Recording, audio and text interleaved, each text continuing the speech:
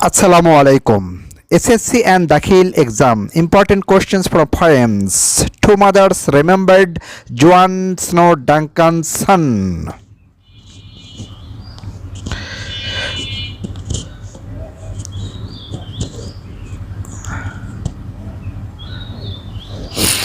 Who are three women referred in the poem? The three women are the poet's biological mother, loving and caring, the foster and adoptive mother who raised the poet with affection, Mother Mary, Virgin Mary, symbol of divine motherhood and sacrifice. How are the two mothers different from each other in the poem?